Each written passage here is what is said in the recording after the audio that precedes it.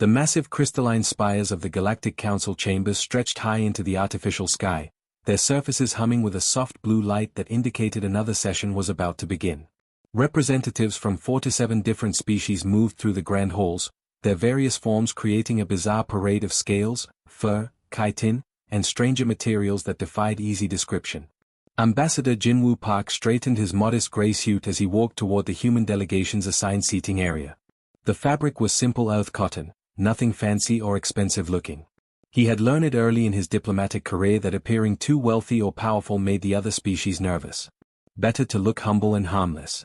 As he passed the Velthari delegation, Jinwoo offered a warm smile and a small bow. The serpentine aliens responded by coiling their long bodies in what he had spent months learning was their version of a polite greeting. Their scales shimmered with colors that meant they were pleased to see him, though he suspected it was more amusement than genuine friendship. Another day of human bootlicking, I assume? The voice came from behind him, dripping with contempt. Trade Minister Gextal of the Krathari Empire stepped into view, his insectoid form clicking across the polished floor on 6 legs. His mandibles moved in what Jinwoo had come to recognize as cruel laughter. The Krathari were one of the most openly hostile species toward humanity. Their chitinous exoskeletons made them look like giant praying mantises, and their attitude matched their predatory appearance. Gextal in particular seemed to take personal pleasure in insulting humans at every opportunity. Jinwoo's smile never wavered, though something deep in his eyes flickered for just a moment. We prefer to call it diplomacy, Minister. Perhaps we might discuss those shipping lane proposals after the session? I believe there could be mutual benefits for both our peoples. Gextal's compound eyes glittered with disdain as he looked down at the human ambassador. Despite being the same height, the alien somehow managed to give the impression of looking down from a great distance. Perhaps you might learn when you're not wanted, fleshbag. Your species contributes nothing but weakness to this council. Other delegates walking nearby turned to watch the exchange. Some looked uncomfortable, but many more seemed entertained by the daily ritual of Krathari insults directed at the human delegation. It had become something of a sport among the more aggressive species. Jinwoo maintained his diplomatic composure, nodding politely as if Gextal had just commented on the weather. I understand your concerns, Minister. We'll continue to work on earning our place here. At the human delegation table, Cultural Attaché Hyunjin Lee was arranging her notes with the same careful precision she brought to every session. Her movements were graceful and deliberate, each paper placed exactly where it needed to be. She wore a simple blue dress that looked professional but not threatening, her long black hair pulled back in a neat bun that suggested efficiency without aggression. Beside her, military liaison Minato Kim sat with his hands folded on the table, wearing his perpetual expression of patient understanding. His uniform was plain and unadorned, marking him as someone of relatively low rank in whatever military structure humanity possessed. Most of the other species had assumed humans barely had a military worth mentioning. This had been their routine for 3 standard years now. Every session began the same way, with various species taking turns insulting humanity while the human delegates absorbed it all with polite smiles and diplomatic language. They offered compromises to species who spat on their proposals. They volunteered solutions to problems they had not created. They apologized for taking up valuable council time even when discussing matters that directly affected human colonies. The other species had grown comfortable with this arrangement. Humans were useful as mediators because they never took sides and always sought the middle ground. They were perfect scapegoats when things went wrong because they never fought back. They were ideal targets for frustration because they absorbed abuse without retaliation. As the session officially began, the familiar pattern reasserted itself. The Hegemony Coalition wanted expanded mining rights in contested systems. The Velthari Trade Federation was disputing shipping routes with the Outer Rim Merchants Guild. The Krathari Empire was demanding tribute from smaller species for protection services. And through it all, the humans sat quietly in their assigned seats, taking notes and waiting for their turn to speak. When that turn came, Jinwoo would stand with his modest smile and offer carefully worded suggestions that might help everyone find common ground. He would use phrases like perhaps we might consider, and if it would be acceptable to all parties, and we certainly don't want to impose. The other delegates had learned to half-listen during human presentations. They were always so reasonable, so willing to compromise, so eager to avoid conflict. It was almost boring how predictable they were. Hyunjin continued taking her precise notes, recording every insult and slight with the same careful attention she gave to actual policy discussions. Minato maintained his patient expression, occasionally nodding as if he found the proceedings fascinating rather than humiliating. But if any of the other delegates had been paying closer attention, they might have noticed small things. The way Jinwoo's smile never quite reached his eyes. The careful precision with which Hyunjin documented every offense. The fact that Minutho's patient understanding looked remarkably similar to the way a predator might watch prey. They might have wondered why a species as allegedly weak and submissive as humanity had managed to establish colonies throughout the galaxy. They might have questioned how such a peaceful people had survived first contact with dozens of hostile alien civilizations. But they were too busy enjoying their position of superiority to ask such questions. The session continued as it always did, with humanity offering solutions and apologies while the galaxy dismissed them as harmless. The alarm chimes that echoed through the Galactic Council chambers were different from the usual session bells. These were sharp, urgent tones that meant an emergency meeting had been called. Representatives hurried to their seats, many still wearing their environmental suits or breathing apparatus from whatever they had been doing when the call came through. Jinwoo Park took his usual seat at the human delegation table, adjusting his tie with the same careful attention he always showed. Beside him, Hyunjin Lee arranged her papers while Minutho Kim sat with his hands folded, watching the other delegates file in. Everything looked normal from the outside, but there was a tension in the air that had not been there during regular sessions. The reason for the emergency became clear when the massive holographic display at the center of the chamber flickered to life. Star charts appeared, showing the outer rim territories where humanity had established several small colonies over the past decade. Red markers indicated new discoveries that had the entire galaxy suddenly very interested in what had previously been dismissed as worthless frontier space. Trilithium, announced Mining Consortium Director Thrixol, his crystalline form sparkling with excitement. Massive deposits throughout these systems. Enough to power our civilizations for centuries.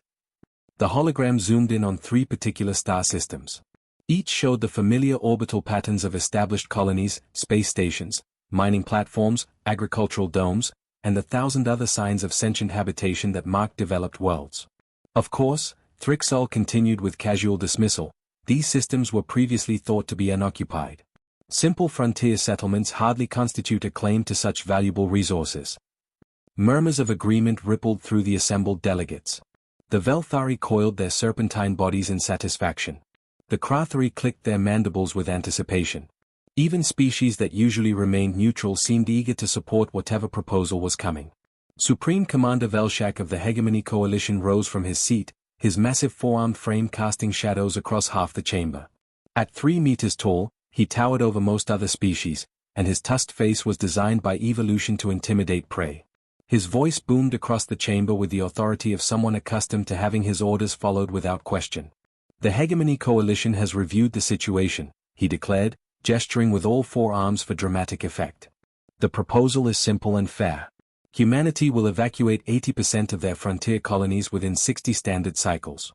The remaining settlements will accept hegemony oversight for their own protection during the transition period. Several delegates nodded approvingly. It sounded reasonable when presented that way. Humanitarian, even. The hegemony was offering to protect the human colonists during this difficult time. Jinwoo stood slowly, his movements as calm and measured as always. His hands were clasped behind his back in the same diplomatic posture he had maintained for 3 years of insults and dismissals. When he spoke, his voice carried the same polite tone that had become his trademark in these chambers. "Honored Commander," he began, inclining his head respectfully, "we appreciate the Coalition's concern for our colonists' welfare. Perhaps we could negotiate a joint mining operation that benefits all parties involved? Our people have extensive knowledge of these systems, and we could share that expertise while ensuring everyone profits from the trilithium extraction." The response was immediate and harsh.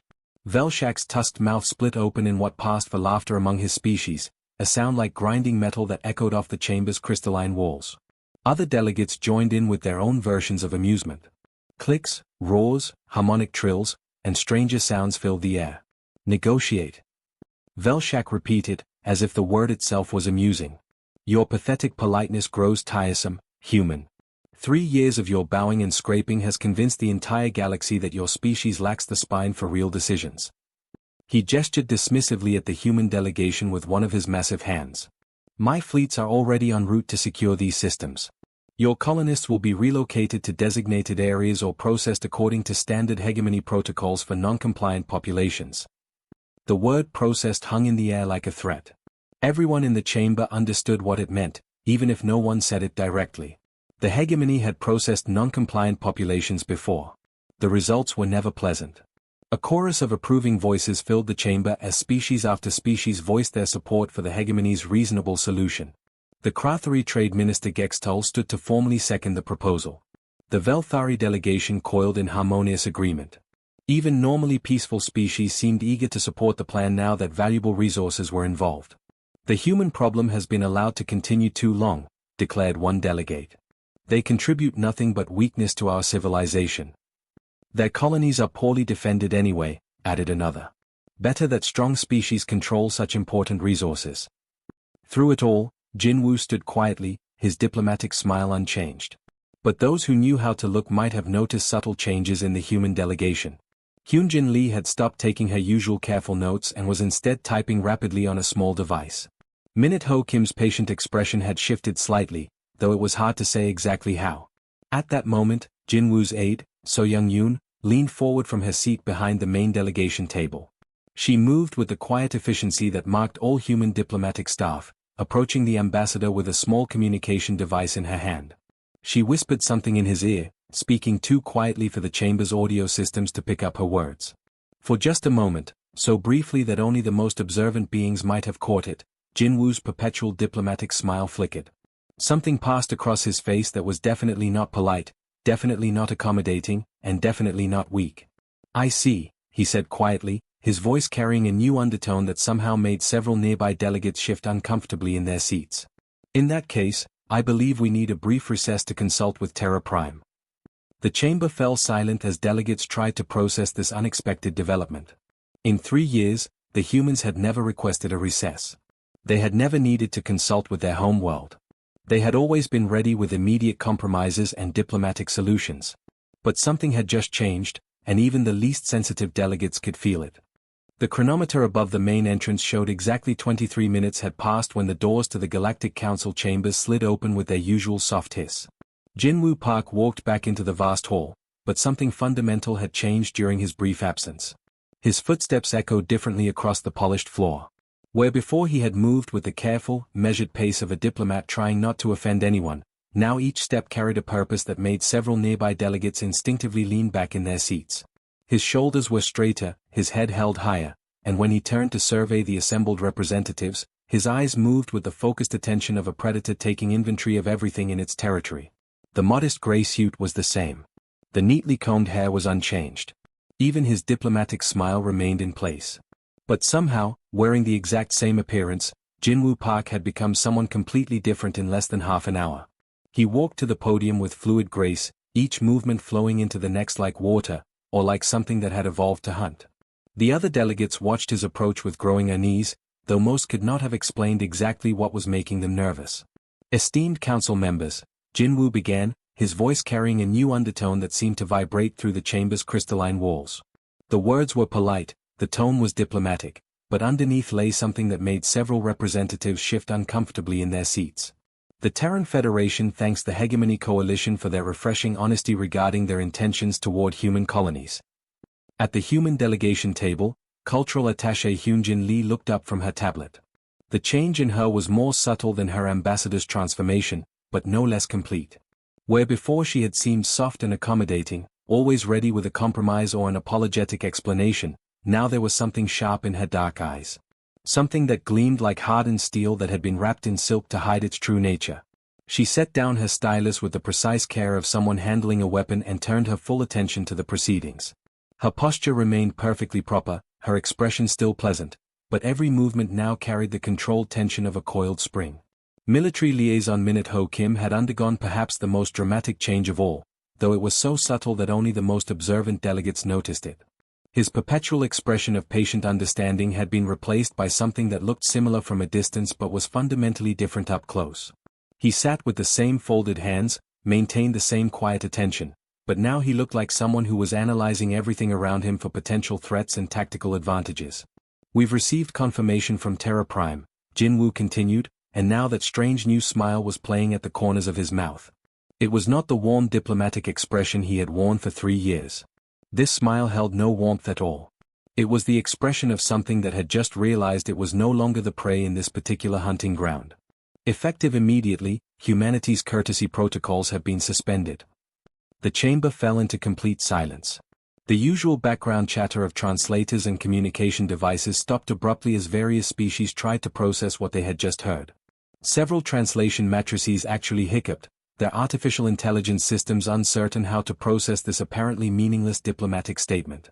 The Velthari delegation uncoiled nervously, their serpentine forms shifting in patterns that indicated confusion and growing alarm.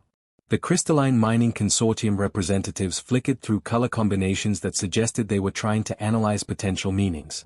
Even the normally unflappable outer rim traders were exchanging glances that held more concern than they had shown during actual trade wars. Supreme Commander Velshak of the Hegemony Coalition was the first to break the uncomfortable silence. His tusked mouth clicked impatiently as he rose to his full 3-meter height, all 4 arms gesturing with the same dramatic authority he had shown earlier. But now his movements seemed less commanding and more like someone trying to reassert dominance in a situation that had somehow slipped beyond his control. "What does this diplomatic nonsense mean, human?" he demanded, his voice booming across the chamber with forced confidence. "Are you trying to delay the inevitable with meaningless bureaucratic language? My fleets are already en route to secure the trilithium systems. Your little word games will not stop them." Jinwu's smile widened in response to the challenge, but the expression that spread across his face no longer held any pretense of warmth or diplomacy. It was the smile of an apex predator that had just watched its prey make a fatal mistake. The smile of something that had been pretending to be harmless and had finally decided to stop pretending. He stepped closer to the podium, his movements still flowing with that new predatory grace. When he spoke, his voice carried across the chamber with perfect clarity, reaching every delegate in their assigned seats. The words were simple, but they fell into the silence like stones dropping into still water, sending ripples of unease through the assembled representatives. "It means, Commander," Jinwu said with that terrible new smile, his eyes never leaving Velshak's massive form, "that playtime is over." The simple statement hung in the air like a challenge. Around the chamber, delegates who had spent 3 years dismissing humanity as weak and accommodating suddenly found themselves wondering if they had been making a very dangerous mistake. The humans still looked the same, still wore their modest clothing and diplomatic expressions, but something fundamental had changed. The predators had just revealed themselves, and the prey were beginning to realize they might have been wrong about who was hunting whom. The communication panels around the Galactic Council chambers began lighting up with incoming messages exactly 37 minutes after Jinwu had made his quiet declaration. At first, only a few delegates noticed the soft chimes and blinking lights that indicated urgent transmissions arriving from across known space. But as more and more panels activated, the sound grew into a constant electronic symphony that drew everyone's attention. Supreme Commander Velshak was still standing at his full height, his 4 arms crossed in a gesture of supreme confidence as he waited for the humans to back down from their meaningless diplomatic posturing. His advanced fleets were already moving toward the trilithium systems, and he expected confirmation of easy victories at any moment. The first report came from his lead scout commander in the Kepler 442 system. The transmission crackled through the chamber's communication system with the usual static of long-distance space communication. "Supreme Commander, we have encountered a human vessel in the target zone. Single cargo hauler designated as the * Gentle Breeze Star. We have demanded immediate surrender as per standard protocols." Velshak's tusked mouth curved into what passed for a satisfied smile among his species. "Excellent. Proceed with capture and processing of the crew." But the next transmission was different. The scout commander's voice carried a note of confusion that had not been there moments before. "Sir, the human vessel is changing. It appears to be unfolding somehow. We are reading massive energy signatures that do not match our database classifications for human technology." Around the chamber, delegates leaned forward with interest. This sounded like the humans were about to make some desperate last stand that would only prove their weakness. Several species began making satisfied sounds as they anticipated hearing about the quick destruction of human resistance. The third transmission shattered that expectation completely. "Supreme Commander." The scout's voice was now filled with panic and disbelief. "The cargo vessel has revealed heavy weapons systems. It is not a merchant ship. Repeat, this is not a merchant vessel. It is some kind of battlecruiser with weapon signatures unlike anything in our databases. We are taking massive damage." The transmission dissolved into static, then silence. Velshak stared at the communication panel with growing confusion. "What is the status of the escort destroyers?" "Commander, report." No response came. The three hegemony destroyers that had been escorting the scouts had simply ceased to exist, their signals vanishing from the tactical displays as if they had never been there at all. Mining Consortium representative Thrixol rose from his crystalline seat, his form flickering through colors that indicated extreme distress. "This must be some mistake," he stammered, his harmonic voice wavering with uncertainty. "Humans don't have military technology of this caliber. Your ships barely register on our threat assessments. We have complete files on their entire fleet." For the first time in months, Military Liaison Minute Ho Kim spoke. His voice was quiet, but it carried an undertone of absolute authority that made every delegate in the chamber turn to look at him. It was the voice of someone who was accustomed to giving orders and having them obeyed without question. "Those weren't our military ships, Representative," Minute Ho said with calm precision. "Those were our merchants. Our actual navy has been elsewhere." The simple statement hung in the air like a weapon that had just been drawn. Around the chamber, delegates began to understand that they might have made a fundamental error in their assessment of human capabilities. As if summoned by Minute Ho's words, the chamber's massive tactical displays suddenly erupted with new sensor data. The holographic projections that normally showed peaceful star charts and trade routes were now filled with rapidly moving contacts that had not been there moments before. Human vessels were materializing throughout known space. Not the handful of ships that the Council had carefully catalogued and dismissed as insignificant, but thousands upon thousands of contacts that were appearing on sensors across dozens of star systems simultaneously. The ships emerging from their hiding places were nothing like the modest merchant vessels and simple colony transports that represented humanity's known fleet. These were sleek predators with hull configurations designed for war, emerging from asteroid fields where they should not have been able to hide, from the crushing atmospheres of gas giants where no ship should have been able to survive, and from stellar phenomena that should have been completely uninhabitable. The main view screen at the center of the chamber flickered to life, displaying the image of a woman in a military uniform that bore insignia no one in the council had ever seen before. The rank markings and decorations suggested a military hierarchy that was far more complex and extensive than anyone had imagined humanity possessed. "Council members," the woman said, her voice carrying the same terrible courtesy that had infected Jinwoo's speech. Her smile was polite and professional, but underneath lay something that made even the most aggressive delegates shift nervously in their seats. "This is Admiral Un Sahan of the Terran Strategic Command." The title sent whispers of alarm through the assembled representatives. Strategic Command implied military planning on a scale that suggested humanity had been preparing for galactic warfare while presenting themselves as peaceful diplomats. "We've taken the liberty of surrounding your fleets," Admiral Han continued with that same polite, terrifying courtesy. "Please remain calm while we address the hegemony's concerns about our colonies." The tactical displays updated again, showing the true scope of what was happening. Every major military fleet in known space was now surrounded by human vessels that had appeared from nowhere. Ships that had been dismissed as merchants were revealing themselves as heavily armed warships. Installations that had been catalogued as mining operations were powering up defensive systems that rivaled fortress worlds. Supreme Commander Velshak stared at the displays with growing horror as he realized that his unstoppable invasion fleets were now completely surrounded by an enemy that supposedly barely had a military worth mentioning. The humans had not just hidden their true strength. They had convinced the entire galaxy to dismiss them as harmless while building the most powerful military force in known space. And now that force was revealing itself with the same polite smile that had characterized 3 years of diplomatic humiliation. The chronometers throughout the galaxy marked the passage of 14 standard hours from the moment the first human ship revealed its true nature. 14 hours that would forever change how every species in known space viewed the modest diplomats from Terra Prime. The Hegemony Coalition's invasion fleet had been called unstoppable by military analysts across dozens of worlds. Their massive battleships carried weapons that could crack planets. Their tactical doctrine had conquered entire star systems. Their supreme commander had never known defeat in over 2 decades of warfare.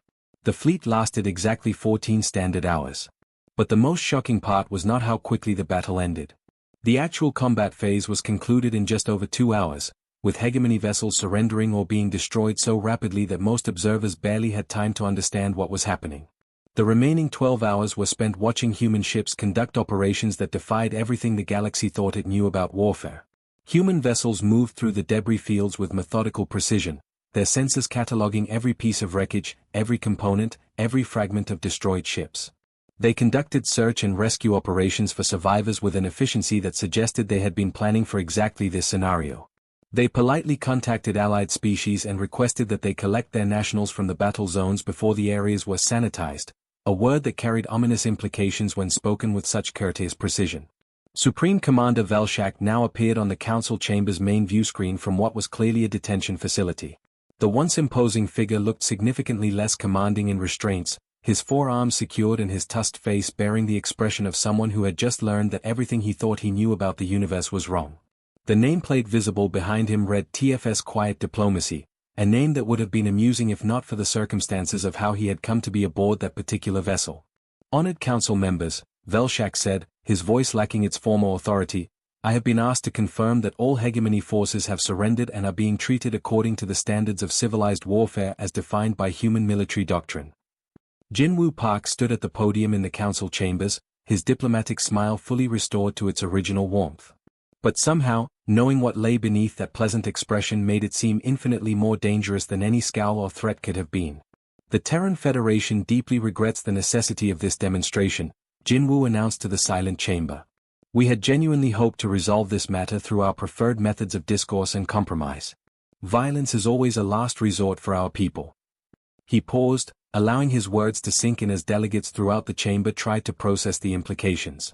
For 3 years, they had watched humans offer compromise after compromise, assuming it was because they were weak and desperate for acceptance. Now they were beginning to understand that it had been a choice all along. Jinwoo gestured to his aide, Jungminute Oh, who had been standing quietly beside the human delegation table throughout the crisis. Jungminute moved with the same efficient grace that marked all human diplomatic staff, but now that efficiency looked far more purposeful than it had before. She began distributing data tablets to each delegation, moving through the chamber with polite professionalism. Each tablet was handed over with a small bow and a quiet "please take your time to review these materials," that somehow managed to sound both courteous and ominous. These documents contain our revised proposals for galactic commerce, territorial sovereignty, and mutual defense agreements, Jinwoo explained as delegates began activating their tablets with trembling appendages.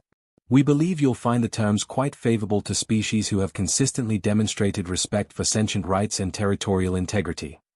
The documents that appeared on the screens were comprehensive in a way that suggested months or even years of preparation. Trade agreements that heavily favored species that had treated human colonies with respect. Defense pacts that offered protection to worlds that had supported human diplomatic initiatives. Economic partnerships that would bring prosperity to civilizations that had shown courtesy to human representatives. And for species that had spent 3 years insulting humanity while plotting to steal their colonies, the terms were considerably less generous. The Velthari ambassador was the first to speak, raising a serpentine tentacle with obvious nervousness. Her coils, which normally displayed confident colors, now flickered through patterns that indicated extreme anxiety. Ambassador Park, she said carefully, what happens if some delegations find these proposals difficult to accept? Jinwoo's smile never wavered as he considered the question. His response was delivered with the same polite tone he had used for 3 years of diplomatic sessions, but now every word carried the weight of demonstrated power behind it. Then we'll be very disappointed, he said simply. And as the Council has now seen, disappointing humanity tends to have consequences that we'd all prefer to avoid. Cultural attaché Hyunjin Lee stood gracefully from her seat at the delegation table, her own smile now carrying that same predatory warmth that had infected all the human representatives. Where once she had seemed soft and accommodating, now she projected an aura of controlled danger wrapped in diplomatic courtesy. Of course, she added with perfect pleasantness, we much prefer to return to courtesy mode. It's so much more civilized, don't you think?